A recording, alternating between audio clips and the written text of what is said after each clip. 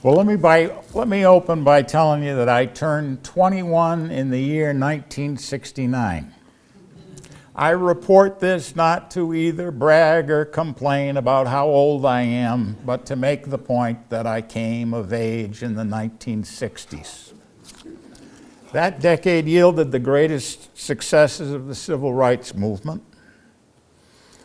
The 1960s saw the United States declare war on poverty. That decade also saw the U.S. drawn deeply into the Vietnam War while an anti-war movement divided the nation on the home front. The 1960s gave rise to a feminist movement.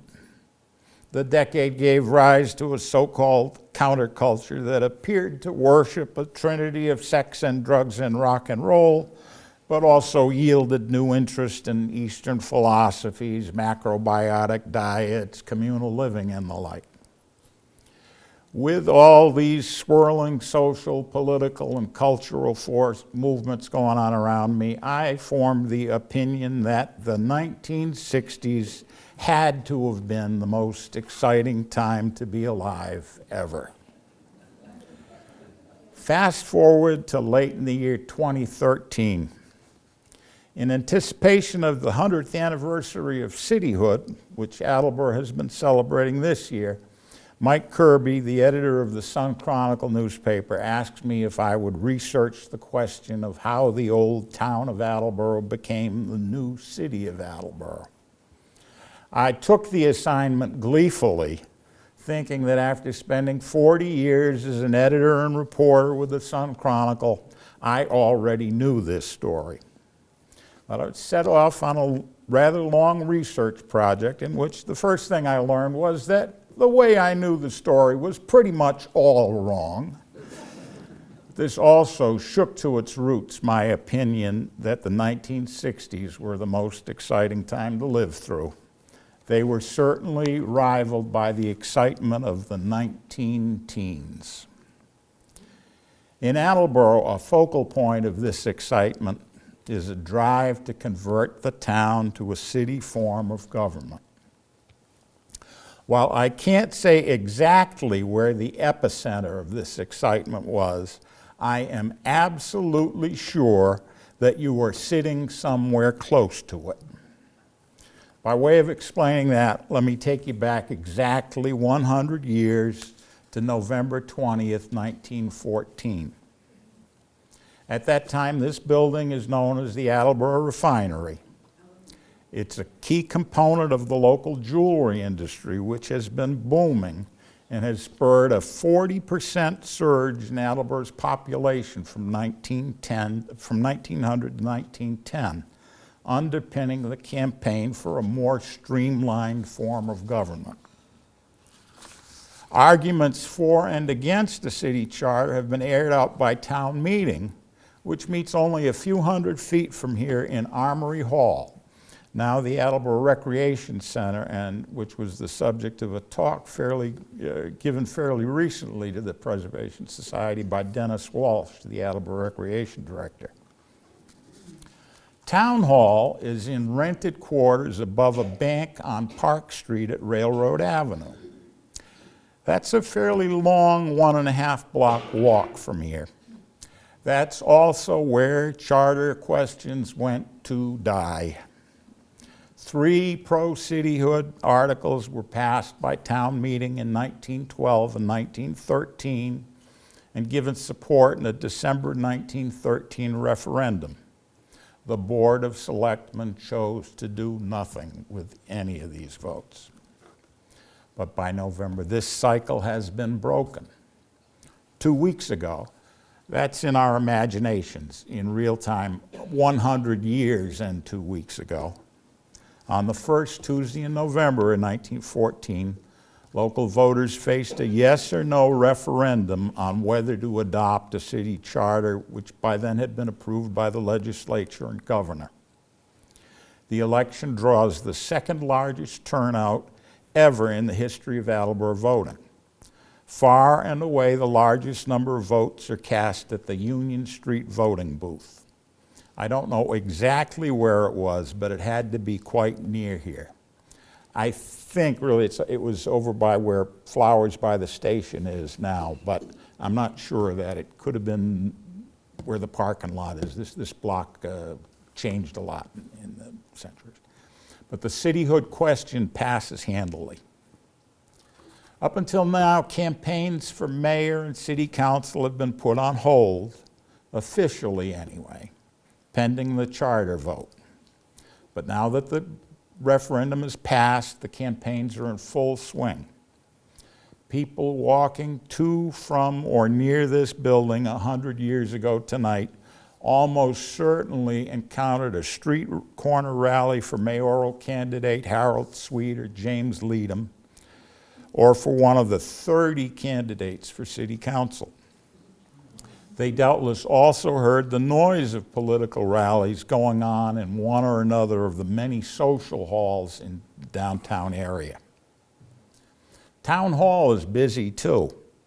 New voting district lines have to be drawn because the town's 3 precincts are being replaced by 5 wards in the first city election, which will be held just a couple weeks from now on the first Tuesday in December. Steps are being taken at Town Hall too to reorganize to the new type of city administration. I'll stop trying to build suspense here. We or most of us know how that first city election turned out. Harold Sweet was elected first mayor and the city council was chosen. Most to be savored from that election, though, is the turnout. It is 96%. That's as close to a perfect voting score as you're ever going to get. I suspect that the 4% who didn't vote really were sick or out of town. So how did this happen? My nominee for hero of Attleboro's movement to cityhood would be State Rep George Worrell. Others could be Frank Mossberg, the famed inventor who was the president of the Attleboro Board of Trade and the city charter's most compelling and enthusiastic cheerleader. Or Charles Kane, editor of the Attleboro Sun, who argued cogently and persistently for a charter. Or Harold E. Sweet, whose candidacy for mayor made the idea of having a strong chief executive palatable to community leaders who were highly skeptical of putting that much power into one man's hands. I think also Sweet was so attractive because he could win. He was, it was a Republican-dominated town, but Sweet happened to be a Democrat. He ran a factory, but the factory had kind of enlightened policies. They had profit sharing even back in 1914. Sweet was a guy who kind of bridged the divide between workers and administration, and he was trusted all around. But it is George Worrell who had filed a city charter bill at the State House in January 1914. And this took the question of cityhood out of the local arena. It takes it out of Town Hall, where selectmen have pretty much safely been ignoring it. 6 months after he files the bill, by June 17th of that year, the hearings have been completed, the votes have been taken, and Governor David Walsh signs the bill. I think that they'd been struggling over the charter for at least 2 years. There was some evidence that charter drives went back maybe even to 1906. Gets the State House. I don't think we'd believe it happened today. 6 months, it's done. The bill that Walsh signs calls for the referendum to be held in November. Voters, as I mentioned earlier, come out and they pass it by a healthy margin, and then they elect their first mayor and council in December. And on Inauguration Day in January 1915, city government goes to work in Attleboro, replacing town government. The funny thing, though, in all my readings about the march to cityhood in Attleboro, I never saw anybody argue that the town form of government couldn't get the job done satisfactorily. Indeed, when Frank Mossberg pointed out that the town now had good schools, a park, a library, a hospital, and such, he was saying that these advances should be capped with the crown of cityhood. But you could take the same evidence and make an argument that town meeting had been very productive. In the decade and a half or so leading up to cityhood, town meeting had coped with Attleboro's phenomenal population growth by authorizing the construction of Bliss, Richardson, Tiffany, Finburg, Lincoln, and Washington schools, as well as of a new Attleboro High School. Over on County Street, it was new then. The sewer and water systems had been expanded. The town had retired most of its debt, most of its share of the costs of elevating the railroad tracks and building the arches downtown. The authorizations needed to create Sturdy Memorial Hospital in 1913 had been passed. The gift of land for Capron Park had been accepted and the park department had been started. Appropriations had been passed to fund the new and greatly expanded Attleboro Public Library.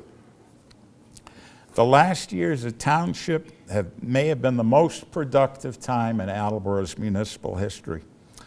Along my opinion about the 60s being exciting, I stood in wonder of what Attleboro achieved during the Robbins administration at the end of the last century. I mean, you know, in her 12 years, they renovated and expanded all of the elementary and middle schools, built the water plant.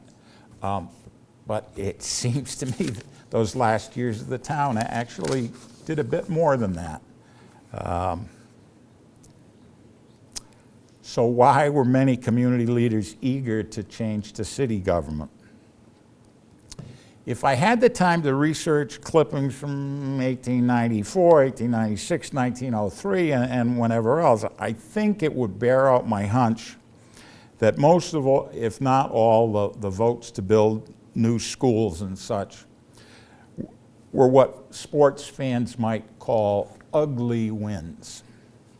Not having such time, I can still tell you that I found hints that the campaign to build the new high school had left a lot of bitterness in its wake, and that by 1914, town meeting had a tendency to take bizarre turns. Yeah. Could you pull the podium closer? People in the last three rows can't hear you. Oh, sure. Just a little bit closer. Yeah.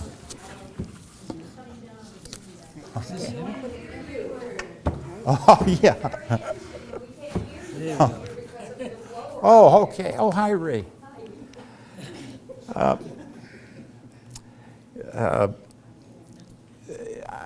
My hunch is that these votes to build a new school were all ugly wins. I found evidence in 1914 that there was bitterness still hanging from the campaign to build the new high school. And town meeting had this tendency to take bizarre turns, as when a citizen decided that the question of whether to buy the police department its first motorized vehicle was reason to deliver a temperance lecture. Town meeting worked for sure, but it looked like a carnival at times, and it tested everybody's patience. Aside from that, the move toward cityhood, I believe, was a creature of its times. Think about this. At the same time the cityhood movement is advancing, women of the community and some high-minded men are doing things locally to advance the cause of women's suffrage. In Attleboro in 1914, the only office women are allowed to vote for is school committee, but that's in the process of changing.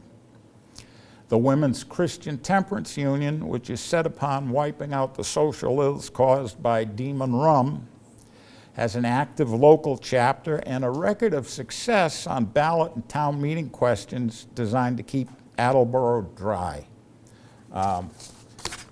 if you wanted to drink 100 years ago, you were out of luck. The only legal, in the fall of 1914, the only legal way to buy alcohol was with a prescription from your doctor. There were plenty of illegal ways, though.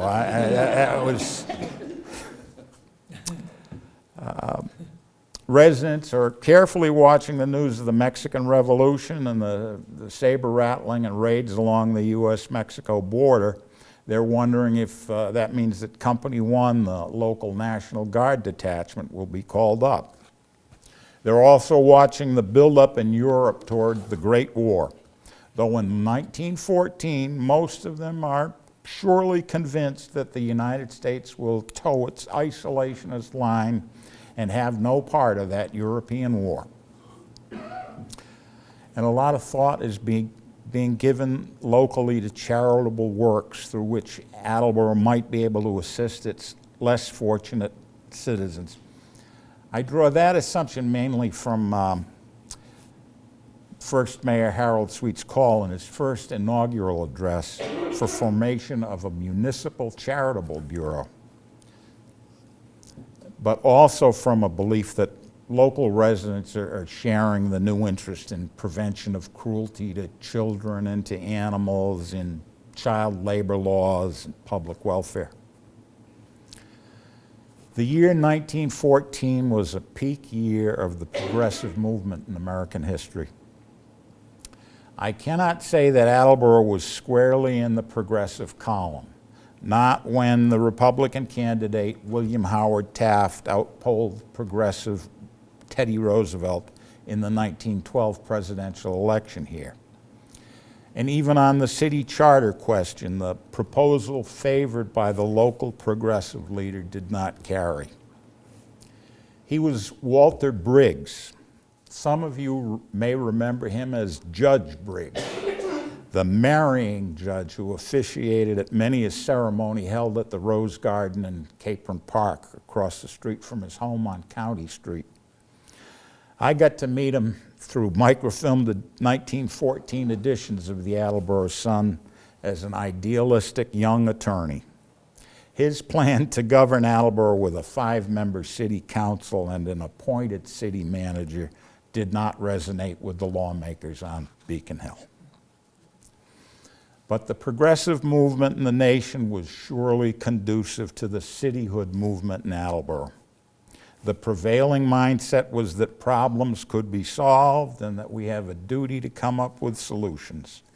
Attleboro followed that lead with its decision to replace a balky town government with a more streamlined city one.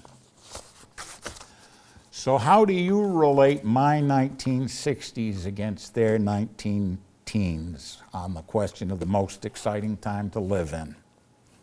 Vietnam War of the 60s versus World War I of the teens? How would you score it? The sex, drugs, and rock and roll counterculture of the 60s versus the opposite trend toward complete prohibition with the temperance movement of the teens? How would you score that? The feminist movement of the 60s versus the suffrage movement of the teens. The war on poverty of the 60s versus the various efforts of the 19-teens to reduce human suffering. The civil rights movement of the 60s versus, for me, that's the tiebreaker. You don't see any reference to civil rights in 1914 editions of the Attleboro Sun. There's no call to examine racial prejudice. What you do find are occasional reports of lynchings in the South or of a Negro, that was the polite term of the time, being shot to death in California over a questionable comment to a white woman.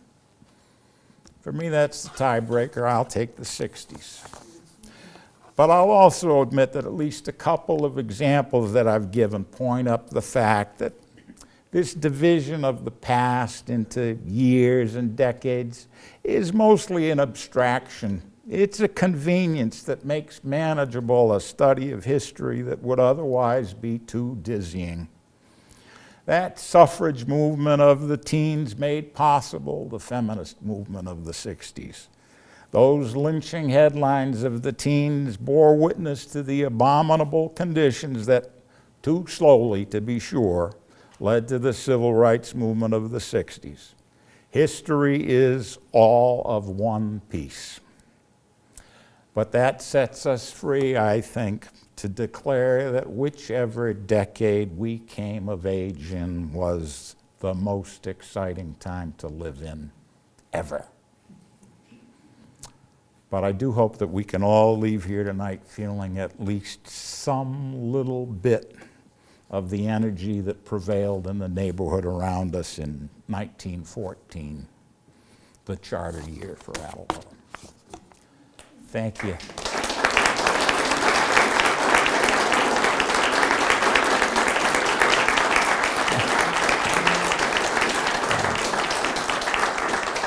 If you got any yeah. I have a question. You wrote, I believe, in one of your columns that a woman in Attleboro wanted to run for mayor before women had the vote. Do you recall writing Well, that? I don't think that was quite it. Her name was Eliza Daggett. She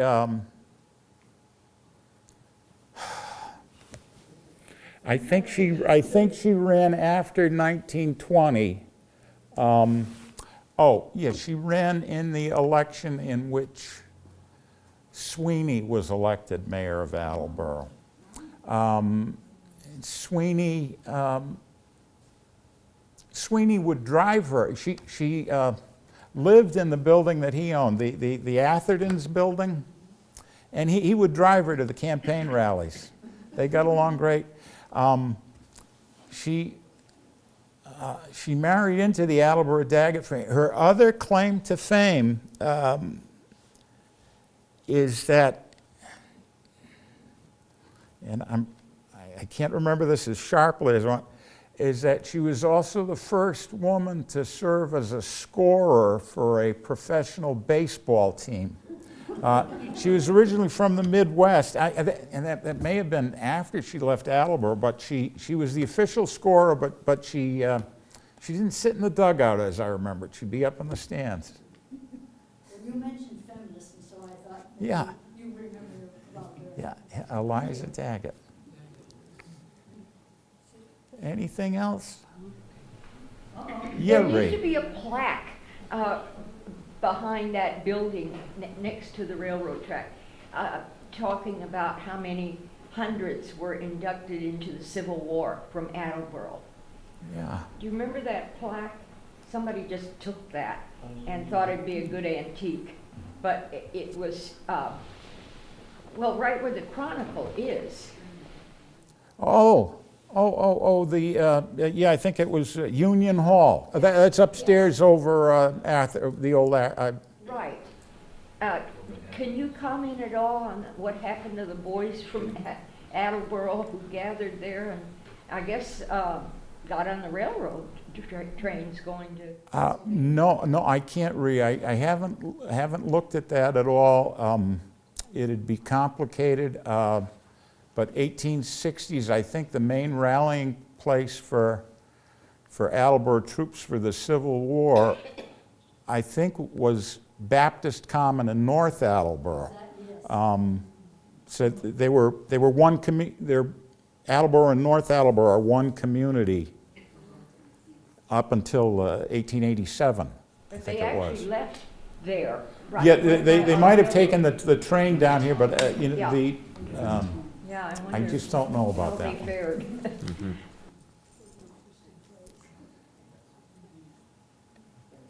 Anything else? If not, if you could humor me for a personal epilogue. I spent most of the last year in 1914 Attleboro, so it seemed. I even spent spent a couple of months in southeastern Kentucky, but still felt like I was in 1914 Attleboro. But more recently, I got involved with a project that took me into the 1960s. I've been working with Paul Pickering. I know a couple of you know him, maybe many of you don't. He was severely injured 28 years ago in an accident, left him a quadriplegic. And I've been helping him organize his memoirs. And just finished work on it just over the weekend, The Privileged Life of Paul Pickering, Part 1, Growing Up in Attleboro, 1955 to 1971. It was fun to get back into at least the 20th century. I think I may arrive in the 21st any week now. But Paul's story, tells the story of his teen years when he set out to prove that he was anything but a mama's boy. So there's some tales of pranks and kind of a modern story of a bad boy. But it has some very life-affirming elements to it. Despite his handicap, he's a very positive guy. And it also has, I think, some nice verbal snapshots of Attleboro in the 60s and 70s. If anybody's interested, they're available. But anyway, well, thanks again for having me. Yes, sir.